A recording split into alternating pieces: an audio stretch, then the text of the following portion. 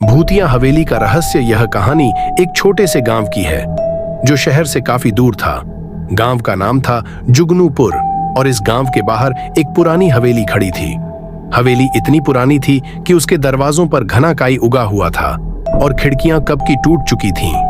लेकिन यह हवेली लोगों के लिए सिर्फ एक भूतिया स्थान नहीं थी, बल्कि एक ऐसा रहस्य थी जिसे कोई नहीं जानता था। गांव वाले अक्सर कहते थे कि यह हवेली पुराने समय में किसी राजपूत परिवार की थी, लेकिन कई साल पहले एक भयानक घटना घटी और इसके बाद से यह हवेली वीरान हो गई। किसी ने बताया कि हवेली में रात के समय अजीब आवाजें आती हैं, जैसे किसी की चीखें और दरवाजों की खटखटाहट। कुछ लोग तो यह भी कहते थे कि रात को हवेली के अंदर एक धुआं सा दिखाई देता है जो धीरे धीरे घर की चारों ओर घूमता है और फिर गायब हो जाता है। इन बातों को सुनकर मैं, आदित्य, जो एक शहर का लड़का था, काफी उत्सुक हो गया। मुझे ऐसी रहस्यमयी घटनाओं में हमेशा से दिलचस्पी रही थी। एक दिन मैंने तय किया कि मुझे इस हवेली के रहस्य को जानना होगा। मैंने अपने एक दोस्त समीर को साथ लिया, जो मुझे हर साहसिक कार्य में सहारा देता था। हम दोनों अपनी बाइक पर बैठकर हवेली की ओर चल पड़े। गांव के रास्ते में हर तरफ सन्नाटा था और हवा भी जैसे डर के मारे चुप हो गई थी। हम हवेली के पास पहुंचे तो देखा कि यह सचमुच बहुत बड़ी और भुतही दिख रही थी। हवेली के बाहर घना जंगल था जो रात के समय और भी डरावना दिखता था। हम दोनों ने हवेली के दरवाजे को खटखटाया, लेकिन अंदर से कोई आवाज नहीं आई। फिर हम बिना कुछ कहे धीरे धीरे अंदर घुसे। अंदर कदम रखते ही एक अजीब सी ठंडी हवा का झोंका आया और हमें लगा जैसे किसी ने हमारा स्वागत किया हो। हवेली के भीतर घना अंधेरा था और दीवारों पर पुराने समय के निशान पड़े थे। हमने अपनी टॉर्च जलाकर चारों ओर देखा। कमरे में एक पुरानी सी चूल्हा और फटे पुराने सामान पड़े थे। दीवारों पर कहीं कहीं घने काले धब्बे थे, जैसे खून के छींटे हों। हमें लगा जैसे यह कोई हादसा हुआ हो। समीर ने मुझे बताया, देखो आदित्य, मुझे यहाँ कोई गलत बात लग रही है, हमें वापस चलना चाहिए। लेकिन मैं नहीं रुका। मैंने समीर से कहा, समीर, यह वही जगह है जहां हमें उस रहस्य को जानने का मौका मिलेगा। जो भी है, हम इसे समझेंगे। हमने हवेली के भीतर और ज्यादा खोजना शुरू किया। एक कमरे में हमें एक पुरानी किताब मिली जो बहुत घनी धूल से ढकी हुई थी। किताब को खोलते ही एक चिट्ठी गिर पड़ी। चिट्ठी में लिखा था, अगर तुम यह पढ़ रहे हो तो तुम्हारा समय आ चुका है। तुम जो खोज रहे हो वह तुम्हारे लिए खतरे से खाली नहीं है।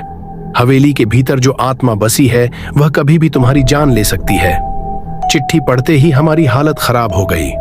हम दोनों एक दूसरे की ओर घबराए हुए देख रहे थे, लेकिन फिर भी हम आगे बढ़ते गए। अब हमें हवेली के अंदर एक सीढ़ी दिखी जो ऊपर की ओर जाती थी। हमने तय किया कि हम ऊपर जाएंगे और वहां क्या है यह देखेंगे। जैसे ही हम सीढ़ी पर चढ़े, एक अजीब सी आवाज आई, जैसे किसी का भारी कदम चल रहा हो। हम दोनों रुक गए और धीरे धीरे आवाज के स्रोत की ओर बढ़ने लगे। तभी अचानक सीढ़ी की एकम स्टेप टूट गई और हम दोनों गिरते गिरते बच गए। समीर डरते हुए बोला, यह कुछ ठीक नहीं है आदित्य, हमें यह सब छोड़कर जाना चाहिए।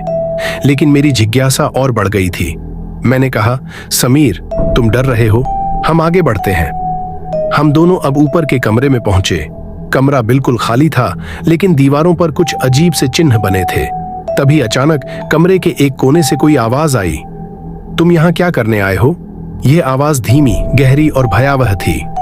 हम दोनों पलटकर देखा, लेकिन वहां कोई नहीं था। फिर वही आवाज फिर से आई, तुमने जो शुरू किया है वह अब खत्म नहीं हो सकता। हम दोनों डर से कांप रहे थे। अचानक कमरे का दरवाजा खुद ही बंद हो गया और हम दोनों अंदर फंस गए। समीर ने चिल्लाया, नहीं, हमें बाहर निकलना होगा। लेकिन दरवाजा खोलने की हमारी सारी कोशिशें विफल हो गईं। तभी कमरे में एक कटा हुआ चेहरा दिखाई दिया जो बिल्कुल डरावना था। चेहरे की त्वचा झड़ी हुई थी, आंखों में आग जल रही थी और मुंह से खून रिस रहा था। वह आत्मा धीरे धीरे हमारी ओर बढ़ रही थी। हम दोनों बिल्कुल पंगु हो गए थे और जैसे ही आत्मा हमारी ओर बढ़ी, एक तेज रोशनी कमरे में भर गई और वह आत्मा गायब हो गई। हम दोनों जमीन पर गिर पड़े और बेहोश हो गए। जब हमें होश आया तो हमने पाया कि हम हवेली के बाहर पड़े हुए थे। हमारी सारी यादें मिटी हुई थीं और वह खौफनाक अनुभव हमारे दिमाग में गहरे उतर गए थे। लेकिन कुछ चीजें अब भी हमारी यादों में ताजा थीं, जैसे वह कटा हुआ चेहरा, और वह अजीब आवाजें। हमने तय किया कि हम कभी भी उस हवेली में नहीं जाएंगे, क्योंकि वह जगह अब भी किसी भूतिया आत्मा के कब्जे में थी और शायद कभी किसी को उसके रहस्यों का पता नहीं चल पाएगा।